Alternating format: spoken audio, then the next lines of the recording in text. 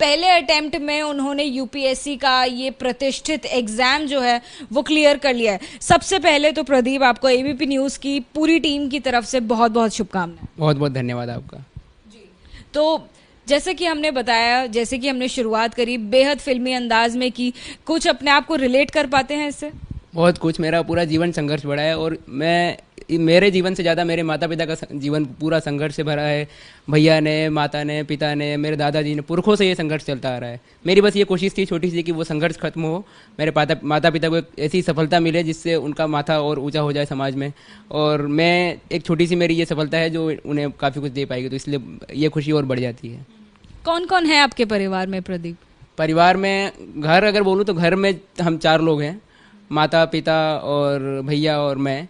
वैसे परिवार तो मेरा पूरे सारे रिलेटिव्स का है, सब मुझे परिवार जैसे ही ट्रीट करते हैं अपना, और किसी भी विपत्ति में हमेशा साथ खड़े रहते हैं।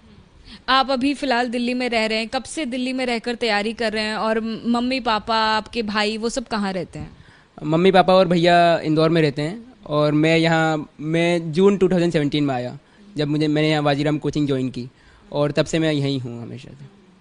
जैसे कि बताया, परिवार में बहुत दिक्कतें रही हैं, परिवार में मुश्किल रहा होगा परिवार के लिए, पैसों के नज़रिए से अगर हम बात करें तो काफ़ी मोटी फीस जाती है किसी भी कोचिंग इंस्टीट्यूट में। कितनी फीस गई, कैसे आपने उस चीज़ को ओवरकम किया?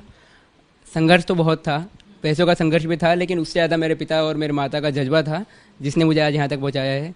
वाजीराम की फ़ीस थी 1.5 लाख रुपए, और फिर यहाँ आने का जो खर्च होता है वो तो उसको वहन करने के लिए मेरे पिताजी ने हमारे इंदौर का मकान जो था, जो उनकी पूरे जीवन भर की संपत्ति थी, उसे बेच दिया, और एक क्षण भी ऐसा नहीं सोचा कि मैं ये सब क्यों कर रहा हूँ।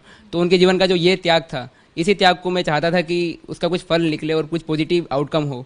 तो और एक त्याग नहीं मान सकते कि आपको और भी ज़्यादा सक्षम बनाया, और भी ज़्यादा ताकतवर बनाया? हाँ, और सुदृढ़ बनाया, और उसने मुझे मोटिवेट किया कि नहीं, ये सफलता मुझे चाहिए किसी भी हाल में, और उसका ये परिणाम है कि आज रिजल्ट आया है। पिताजी सर्विसमैन हैं, पेट्रोल पंप पर, कहाँ काम करते हैं वो? पिताजी निरंजनपुर देवासना का जो इंदौर है वहाँ पे डायमंड पेट्रोल पंप पे काम करते हैं, और वो सर्विसमैन हैं, और माताजी मेरी हाउसवाइफ हैं, और भैया प्राइवेट सेक्टर में काम करते हैं।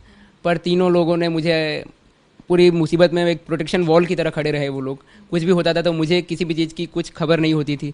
मेरे माताजी जब हॉस्पिटल में एडमिट थी तब मुझे इसका ज्ञात नहीं था कि मेंस का पेपर था आपका? मेरी तब मेंस की एग्ज़ाम चल रही थी, तो मुझे ये पता नहीं था कि मेरी मम्मी हॉस्पिटल में एडमिट है। और चाहे कितनी भी हो, इसी हमारे गांव की जो पुश्तैनी ज़मीन थी वो भी पापा को बेचनी पड़ी ताकि मेरी यहाँ पे फाइनेंशियली हेल्प हो सके। तो पुश्तैनी ज़मीन बेचने का भी एक दर्द होता है जो मेरे पिताजी ने सहा। पुश्तैनी घर आपका कहाँ पर? गोपालगंज, बिहार। बिहार से जुड़ी हुई भी कई यादें होंगी। एक तो यहाँ पर आप आए हैं, दिल्ली में रहते हैं, कितना मुश्किल होता है अकेले रहना, कई प्रकार के खर्चे होते हैं, इसके अलावा से आपको पढ़ाई भी करनी है, कैसे सब कुछ मैनेज करते थे? कितने घंटे पढ़ पाते थे? पहले तो आपका पहला प्रश्न जो कि बिहार से जुड़े होने का, तो वो मेरी जन्मभूमि है और कर्मभूमि इंदौर है, और आगे की कर्मभूमि क्या होती है ये तो कैडर मिलने के बाद तय होगा। तो बिहार से तो मैं दिल से तो बिहारी हूँ ही। और कैडर में कौन सी आप चाहते हैं जगह? मैं बिहार चाहता हूँ कि मुझे मिले, ताकि मैं बिहार जो एक पहले एक उगता हुआ सूरज था और अब लोग कह रहे हैं कि अस्त हो रहा है, मैं चाहता हूँ कि उसे वापस वो समृद्धि हासिल हो, तो इसलिए मैं चाहता हूँ मुझे बिहार मिले।